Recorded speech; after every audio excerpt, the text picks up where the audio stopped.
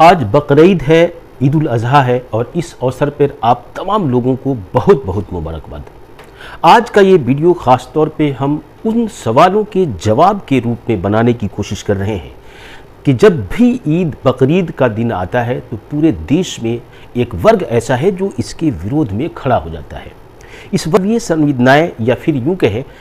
इस वर्ग की संवेदनाएं इस तरह से जाग जाती हैं और जानवरों के प्रति, बकरों के प्रति इनकी मोहब्बत इस तरह से उजागर हो जाती है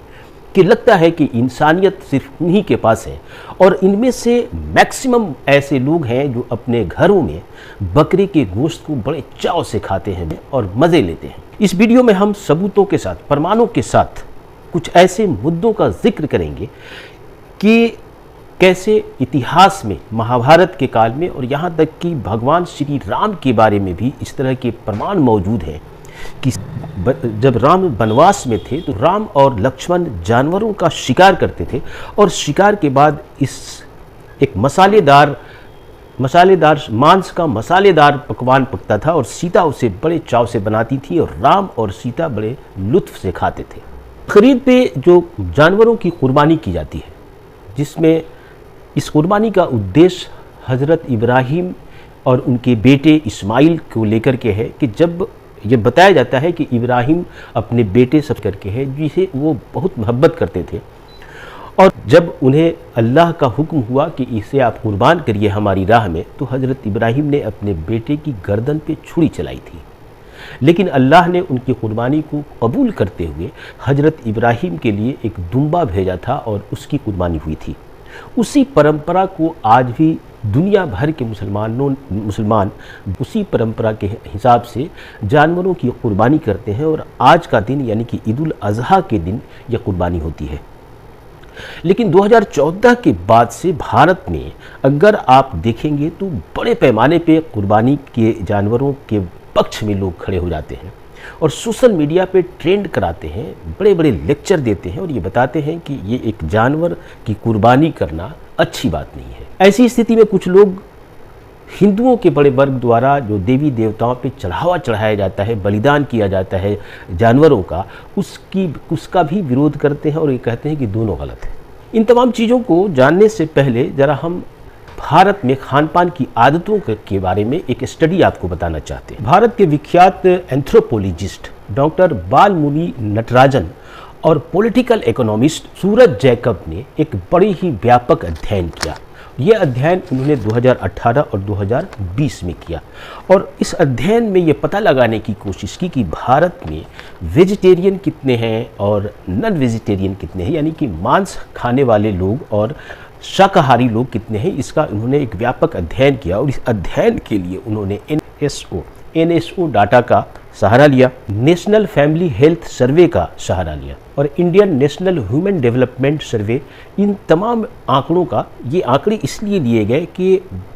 देश में जो करोड़ों लोगों की आबादी है, उस आबादी के बारे में मैक्सिमम सही डाटा सामने आ सके।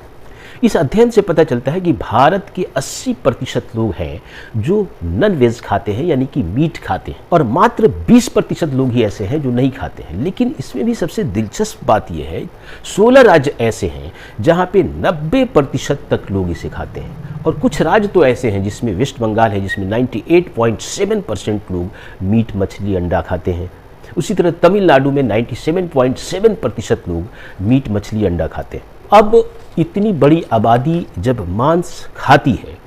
लेकिन जब बकरीद का अवसर आता है तो सोशल मीडिया पे ट्रेंड कराने वालों में और इसका विरोध कराने वालों में और जीवन के प्रति संवेदनशीलता दिखाने वालों में मैक्सिमम वही लोग होते हैं जो अपने घरों में बड़े चाव से मीट खाते हैं। और इस विरोध का मकसद क्या है? इस विरोध का मकसद सिर्फ और सिर्फ यह है कि एक पार्टिकुलर कम्युनिटी को, एक पार्टिकुलर रिलीजियस कम्युनिटी को बदनाम किया जाए और वो ऐसे अवसर से चूकना नहीं चाहते। इसलिए उनका उद्देश्य ये होता है कि आप जो मीट खाते हैं, जो बकरी को ज़बह करते हैं, ये गलत है और इसमें उनकी संवेदनशीलता जाग जाती है। अब आइए जो प्रकृति का नियम है उस पर भी ज़रा बात करें और उस प्रकृति के नियम को अगर आप देखेंगे तो जो लाइफ साइकिल है जिसमें जानवर है, मनुष्य है, पतंगे हैं, पानी है, हवा है, फिर जिसमें पेड़ है, पौधे हैं। तो इस पूरे लाइफ चक्र को अगर आप देखेंगे तो कुदरत का ये नियम है कि जो शक्तिशाली जानवर है अपने से कमज़ोर जानवर को, या फिर जो बुद्धिमान जानवर है वो अपने से कम बुद्धिमान जानवरों का भोजन अपने लिए लेता है। शेर अपने से कमज़ोर जानवरों को, लोमड़ी अपने से कमज़ोर जानवरों को, फिर इसी तरह आप देखेंगे बिल्ली चूहे को। तो इस तरह से ये प्रकृति है और इसी प्रकृति के आधार पर दुनिया चलती है और लाइफ का संतुलन भी इसी आधार पर बना रहता है। अब ऐसे में अगर आपके किसी जीवन के प्रति आपकी संवेदना कुछ ज़्यादा ही जागने लगे तो फिर आपके बारे में कुछ नहीं कहा जा सकता। ये मांसाहार को धर्म के नाम पर बांटने की जो कोशिश की जाती है इसका हम जिक्र करना चाहते हैं। पहले हम इसके इतिहास को देखने की कोशिश करते हैं। सिंधु घाटी सभ्यता के अवशेषों को अगर अध्ययन से सिंधु घाटी सभ्यता के अवशेषों के जो अध्ययन किया गया है उस अध्ययन में दर्जनों किस्म के ऐसे जानवर मिले हैं जिसका भोजन किया जाता था, जिसमें भैंस, गाय, अन्य पशु शामिल हैं। और फिर अगर आप वेद का जिक्र करते हैं तो वेद में 50 तरह के पशुओं का उल्लेख किया गया है जिसके बलि को स्वीकार किया गया है, यह माना गया है कि उसकी बलि ली जानी चाहिए और ली जाती रही है। मोहनजोदड़ो के अध्ययन से यह पता चला है कि 37 प्रकार की ऐसी प्रजातियां हैं जिसका उल्लेख मिलता है कि जिसको उस जमाने में खाया जाता था और बड़े ही चाव से खाया जाता था। अब आपको हम इतिहास के उस पन्ने की तरफ ले चलना चाहते हैं जिसमें यह सबूत बजाते अशोका विश्वविद्यालय के प्रोफेसर नैनजोत लाहिरी ने 9 दिसंबर 2018 को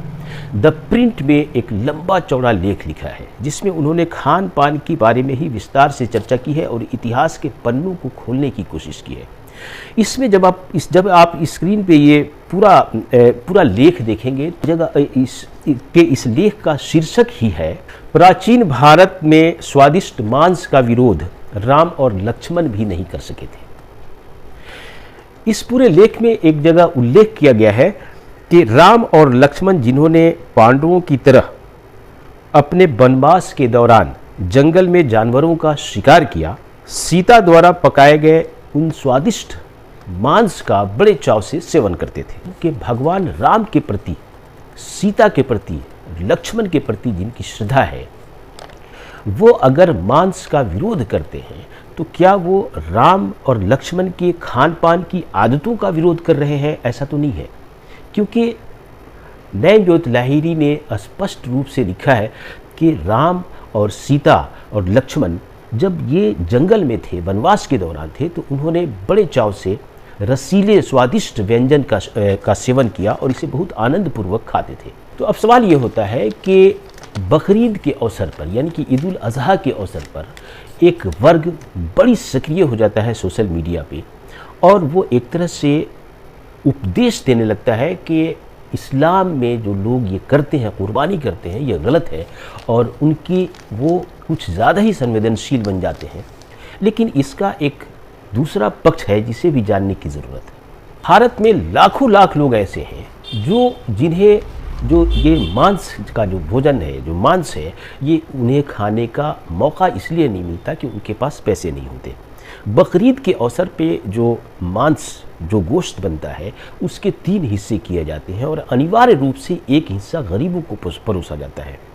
ऐसे लाखों लोग हैं जो पूरे साल में उन्हें गोश्त खाने का मौका नहीं मिलता, लेकिन बकरीद के अवसर पर वो अपने बच्चों के साथ सिर्फ इस वजह से गोश्त खाते हैं कि उस गोश्त में अनिवार्य रूप से 3 हिस्से में से एक हिस्सा गरीबों को दिया जाता है।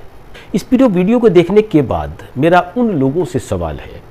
जो बकरे के ज़बह करने के विरोध में संवेदनशील बन जाते हैं, उन्हें कुछ वैज्ञानिक तथ्यों पर भी सोचना चाहिए। और आखिर में जो मैं ये कहना चाहता हूँ कि ये वही लोग हैं जो बकरे की हत्या पर दर्द जो दिखाते हैं, लेकिन ये वही लोग हैं जो भारत में मॉब लिंचिंग पर ताली बजाते हैं। गज़ा में लाखों लोगों, हज़ारों लोगों का कत्लेआम होता है तो उन्हें बहुत अच्छा लगता है।